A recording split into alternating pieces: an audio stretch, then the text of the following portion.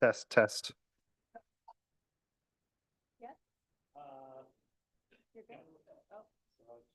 I can hear you fine. Thank you, Commissioner Epler. All right, we would like to welcome everyone to the business session of the Cottonwood Heights City Planning Commission, May 1, 2024. And grateful for staff and we do have a quorum. Do we have any ex parte communications or conflicts of interest that need to be disclosed among the commissioners? No. Seeing none, we will proceed. Just to review the agenda, we will have general public comment. And as a reminder, this is an opportunity for individuals to make general public comments that do not relate to any projects scheduled for public hearing under the business session section of this agenda. And we just have one item of business taking care of some minutes. So what is in order now is I will officially open the general public comment. And I have just one public comment card at this point. I know we have a couple of people that are joining us, and so we may give if there are others that want to add. Just as a reminder, you will have 3 minutes at the microphone, and let's see.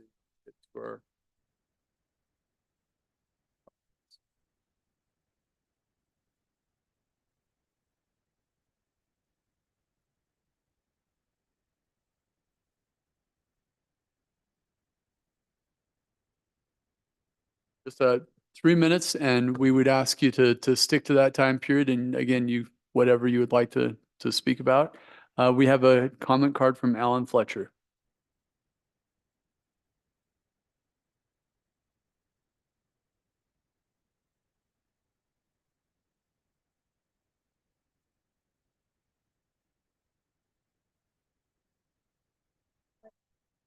They're going to turn your microphone on here.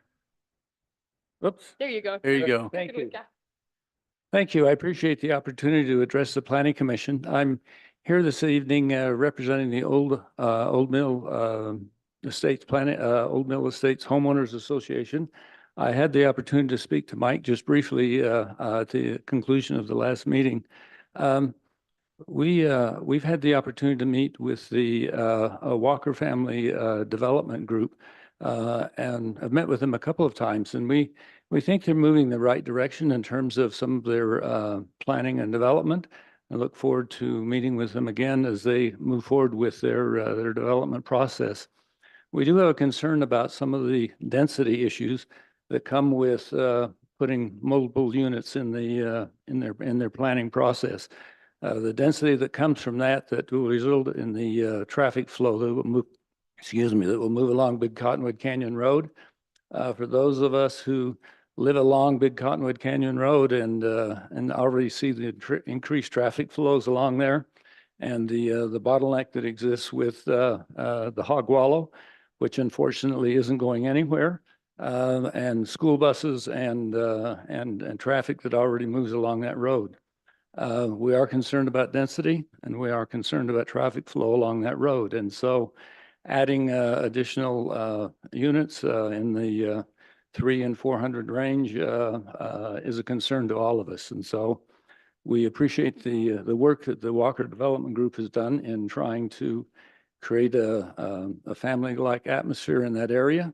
But we are concerned about the increased traffic flow and increased density that will be created if they add too many units along there. And so we're excited to see how the rest of it plays out. But we are concerned about the increased density if they get too many units in their development. Thank you. Thank you, Alan. We don't have any other comment cards. Is there anybody that's in the audience that would like to make a public comment at this time? Please. Good evening. My name is Tom Etzel, and I live in the Old Mill area. And I'm speaking for myself, not the Homeowners Association, and talking about what the Walker family is talking about in the Old Mill area. I was able to sit in on, I think, what was one of the initial meetings, and they were trying to get our buy-in, and they were proposing basically all single-family housing kind of outside of the parking lot and kind of to the southeast, and we were all pretty excited about that. And now we're hearing that it's going to be a 300+ unit development. And I personally am not excited at all about that. Interesting comment. I think it was from Mike when you were talking about this tier 1, tier 2 thing. And you said, what is good for the neighborhood? 300 units will not be good for our neighborhood. It will be horrible for our neighborhood.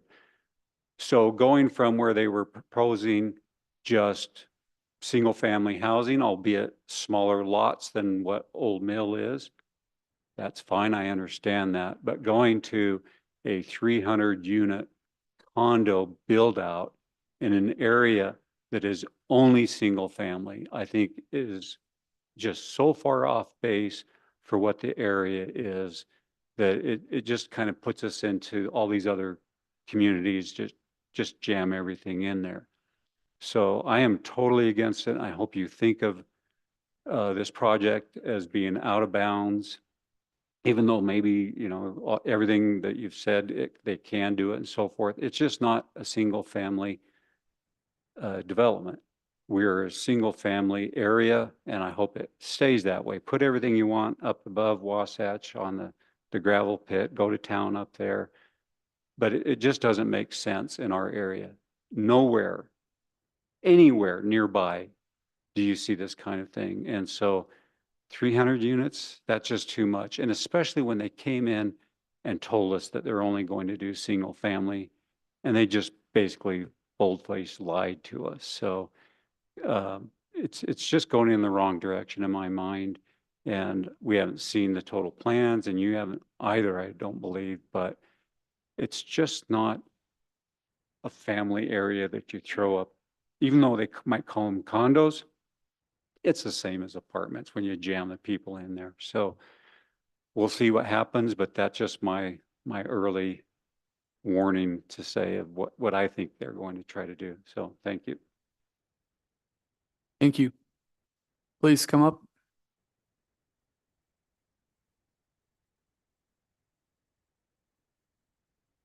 Thank you. My name is Rick Stevenson. I live at our property borders Shelby's property, the proposed site. So echoing what the gentleman said, the only thing I want to bring to your attention, you know this anyway, the study the city paid for said that each residential house would add 7 auto trips per house per day. A study I read that seemed to have more veracity, although worse numbers, is that it added 9 extra car trips per day per residential unit. So I don't feel like Mr. Shelby is that trustworthy. He had a compost fire burning all summer long. Chief Riley was on him all the time. He's got all the concessions in the world on the other side of Wasatch. I would just hope that people wouldn't consider, the Planning Commission, the City Council wouldn't consider concessions like moving the riparian setback that you so wisely passed, the council passed. So I share all the neighbors' deals. I don't, you know, I haven't seen much that he could be. I know he pays a lot of property taxes, which gets people's attention, but not sure. I think he pretty much wants to build what he wants to build, and he'll force that. But just as lawsuits occur when developers can't get what they want, lawsuits can occur when residents are seeing some concessions that violate the ordinances, the setbacks, et cetera. So you're all really bright people, and I'm sure you'll take that into consideration as time goes on. But we are united against that sort of thing. The 4 neighborhoods are. So thank you. Thank you. Any other public comments? Please.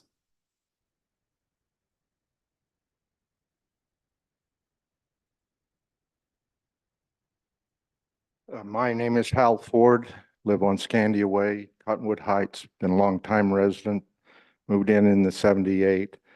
I'm thinking about that big Cottonwood Canyon when it comes up and and meets with Fort Union, if you have increased traffic coming along there, how do these people get in and out? I can't even imagine, you know, a line of cars waiting at the top of that hill trying to intersect with Fort Union, and then you got the Wasatch Boulevard and the Fort Union trying to disperse up at that canyon area now. It's just absolutely crazy. And on the west end of the big Cottonwood Canyon Road, down by the coffee and cocoa and those businesses that are there on 30th East, trying to get the traffic out of there. In the mornings, the traffic coming down the hill on 30th East, going over to get onto the freeway. You've got 4 lanes there that 3 of which are turning, maybe even a 4th one is turning, trying to filter that traffic. If you add the multi-unit and the cars coming down that big Cottonwood Canyon trying to join into that, you're going to have a heck of a mess, even in good weather without snow and everything else. It's just going to be a real nightmare. So I would think that the Planning Commission, although that always sounds good to add more property and bring in more residents and everything else, I think that that would be a real disservice to the area and to the occupants that live there now, that have homes that are trying to deal with the natural growth just of the private family units in that area. So I just, I don't live in that area, but I traverse it a lot in my car, going to coffee and cocoa and going, you know, coming back up the big Cottonwood Canyon. So I appreciate the time and the interest that you guys are putting into this, but I hope that you really think this through and that we don't end up with a housing nightmare. Thank you for consideration. Thank you. Please come to the microphone.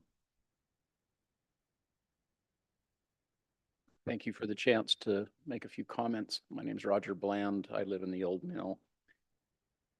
Thinking this through and just observing what's been going on, living in the place that we always dreamed to live in before we were able to finally get to there.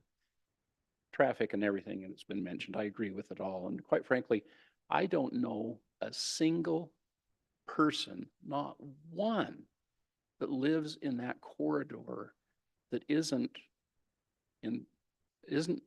against this, that isn't terrified by this, that doesn't feel like it will completely ruin where we live and our lifestyle and what we have there. When you come off, I mean, the road from the top of Big Cottonwood Canyon Road down through that till you get down to 30th, that's just a treasure.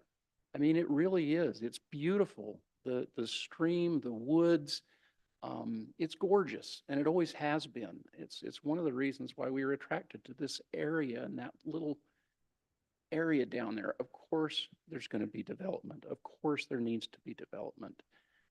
But I've certainly heard the other side, if you will, talk about property owner rights. What are our property owner rights? Do we all need to leave what we love so that they can build something that is just, in my mind, just frightening when we saw it? It just isn't where I want to live anymore. Compound that with all the building that's going to go on up above the boulevard. And I think we've referred to it, all of us referred to it, the sugar houseization of that big Cottonwood Canyon Road and that area of our beautiful city. And I would just ask and plead with you to not let this happen. They need to have some controls. They need to be able to build something there. But 350, 400 units, high density roads, it's been discussed for a long time, as you know. And when it first started discussion, the roads were not going to come down into Big Cottonwood. They were going to have to go up to the boulevard. That seems to completely have been, that's not even, I haven't heard that discussed anymore at all. We're going to bring a road down from the top or down up the canyon, and we're going to be a road down the canyon. And their traffic survey, how can you honestly say, well, the people that are up by the Neff home that will come out there, those people are all gonna come and turn left and go up. What traffic survey could possibly make sense of that? So they're gonna come out, turn left, go up, they're gonna hit the top, then they're gonna have to go up by the Sev at that light, and they're gonna have to turn left, then they have to go by the gravel pit, and then they're gonna have to come down to the next light at the bottom before they get on the freeway. It's just not even realistic. I mean, what traffic survey? Thank you very much. Thank you. Any other public comments? Please come to the microphone.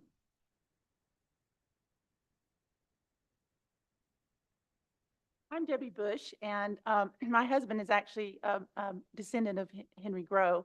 And so I think of this as an iconic building, and I just love it. And I think, what is it going to be like if that building is not there? It's kind of like a part of our community. And we've had quite a great opportunity being in the military for 22 years, serving our country, to travel the world and the United States. And our son actually spent 2 years in Poland. And we were told there that all of the buildings in Warsaw downtown were leveled during World War II. But that didn't stop the Polish people. They knew that was their home. And they went and found pictures and recorded everything that they possibly could and recreated that downtown area. And that's, to me, what we have here is a treasure, like he said, that we're just going to trade that treasure for more places for people to live. There's plenty of land elsewhere, I think. And it just worries me to think of that narrow little canyon and all of the extra exhaust that's going to be created by that. And the fact that suddenly we're going to be suffocating from all of the exhaust because it's going to be trapped in that little location because it's so narrow. And then I think, how are that many cars even going to go up and down that road? We're going to have to, I don't know how you're going to even get that corridor opened up wide enough to make it possible for that many people to get to work on time. So to me, it's like, it's a no-brainer because even if it's not just a paper mill, it's also I know everyone I talk to about it, they remember going there to the Spook Alley. I don't know if that's like what they called it, but I think it's, anyway. And it was, before that, it was a dance hall and it was a meeting house. It's always been a part of the community, not just an industrial paper mill, not just something we look at, but a part of people's lives. And so I think that if it were a block house, like when we went to Poland and to Russia, we found the communist era had created all of these huge cement structures that were just blocks, just concrete blocks. And we have something here that is an architectural wonder. It's got character to it. And you still find people peeking around in there when they shouldn't be, because it is just such a curiosity. And so I beg you to please reconsider what we have here. And I think, frankly, that if this word were gotten out to the public, everyone would want to contribute. I think that there would be organizations, there would be individuals, there would be plenty of people who would be able to stand behind this. And I think it makes sense because environmentally, it doesn't make sense. And like I say, we're going to lose the treasure. And we who live there in that corridor are going to lose the feel of our nice home. So I hope that you will reconsider and think about, this is not just a concrete block like an old communist era building. This is a treasure in our community. It's an icon that we all look up to. And if it's lost, it will be a sad event, but it will always be a memory in so many people's minds. So, thank you. Thank you. Please. Thank you. My name is Shauna Bland, and I'm a member of the HOA for the Old Mill Estates. And so I was at that meeting with Walkers, the planning meeting where they showed us their plans. And I have to tell you, we were all shocked at the development and how many units they plan and propose to put in there. We've lived there 18 years and we knew something was going to happen over by the old mill, that there was going to be development, but we had hoped it would be individual homes and be kept to a minimum.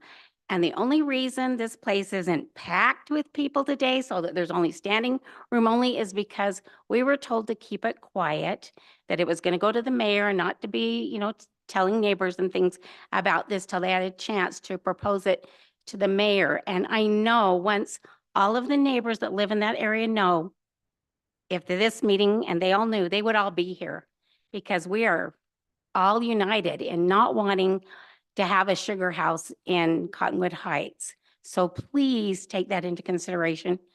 We know there's got to be some development, but let's not go crazy. Thank you. Any other public comments?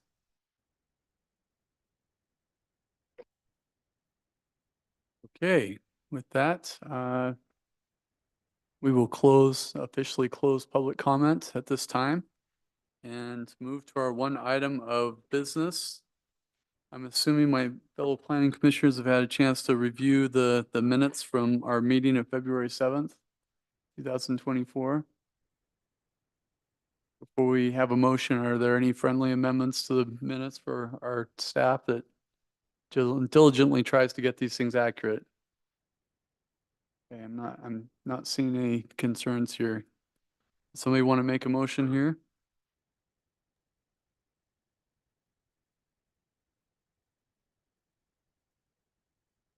I will do my best. I make a motion that we approve the minutes from February 7th, 2024 of the Planning Commission as stated. Second. We have a motion from Commissioner Anderson and a second from Commissioner Steinman. What's in order? Is any further discussion? Any concerns or questions, Reddits? Not seeing any, we'll take it to a vote. I believe we can do a voice vote because this is a consent agenda. All those in favor, say aye. Aye.